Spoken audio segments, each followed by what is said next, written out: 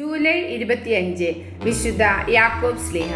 വിശുദ്ധ ഗ്രന്ഥത്തിൽ സെബദി പുത്രന്മാരിൽ ഒരാളും അപ്പസ്തോലന്മാരിലെ പ്രഥമ രക്തസാക്ഷിയുമാണ് വിശുദ്ധ യാക്കോബ് ശ്ലീഹ.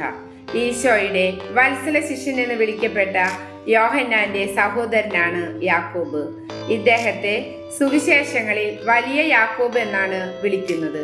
കാരണം അപ്പസ്തോലന്മാരിൽ വേറൊരു യാക്കോബ് ഉണ്ടായിരുന്നു. അദ്ദേഹത്തെ ചെറിയ യാക്കോബ് എന്നും വിളിച്ചിരുന്നു. സെബദിയുടെയും സാലോമിന്റെയും പുത്രനായിരുന്ന യാക്കോബിനെ മീൻ പിടിക്കുന്നിടത്തു നിന്നാണ് യേശു അപ്പസ്തോലനായി തെരഞ്ഞെടുത്തത്. ക്രിസ്തു ജൈറോസിന്റെ മകളെ ഉയർപ്പിച്ചപ്പോഴും താബോർ മലയിൽ രൂപാന്തരപ്പെട്ടപ്പോഴും ഗത്സമനിൽ പീഡ അനുഭവിക്കപ്പെട്ടപ്പോഴും പത്രോസ്, യോഹന്നാൻ എന്നിവരോടുകൂടെ ക്രിസ്തുവിന്റെ അടുക്കിലിരിക്കാനുള്ള മഹാഭാഗ്യം ലഭിച്ചയാളാണ് വിശുദ്ധ യാക്കോബ്. വിശുദ്ധ യാക്കോബിനെയും സഹോദരൻ യോഹന്നാനെയും ഇടിമുഴക്കത്തിന്റെ പുത്രന്മാർ എന്നാണ് വിളിച്ചിരുന്നത്. ക്രിസ്തുവിന്റെ ഉത്ഥാനശേഷം സുവിശേഷ പ്രസംഗത്തിനായി യാത്ര തിരിച്ച യാക്കോബ് പ്രവർത്തിച്ച അനേകം അത്ഭുതങ്ങളും നിരവധി മാനസാന്തരങ്ങളും യഹൂദരെ വല്ലാതെ രോഷാകുലരാക്കി. അവർ അദ്ദേഹത്തെ വധിക്കാൻ തീരുമാനിച്ചു. അവർ അദ്ദേഹത്തെ കുറ്റം ചുമത്തി രാജസന്നിധിയിലെത്തിച്ചു.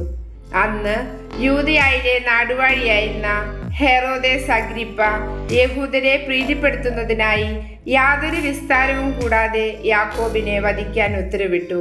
താൻ സ്നേഹിക്കുന്ന ദിവ്യനാഥനോടൊപ്പം ഉടൻ ചേരാമല്ലോ എന്നോർത്തപ്പോൾ അദ്ദേഹം വളരെയധികം സന്തോഷിച്ചു. കൊലക്കളത്തിലേക്കുള്ള യാത്രയിൽ അദ്ദേഹത്തെ ഒരു തളർവാദ രോഗിയെ സുഖപ്പെടുത്തി. അദ്ദേഹം മരണത്തിന് മുന്നിലും പ്രകടിപ്പിച്ച വിശ്വാസവും ധൈര്യവും കണ്ട ന്യായാധിപനിൽ പ്രമുഖൻ മാനസാന്തരപ്പെട്ട് ഞാനും ഒരു ക്രിസ്ത്യാനിയാണെന്ന് പ്രഖ്യാപിച്ചു. അവർ രണ്ടുപേരുടെയും ശിരസ് അന്ന് വിച്ഛേദിക്കപ്പെട്ടു.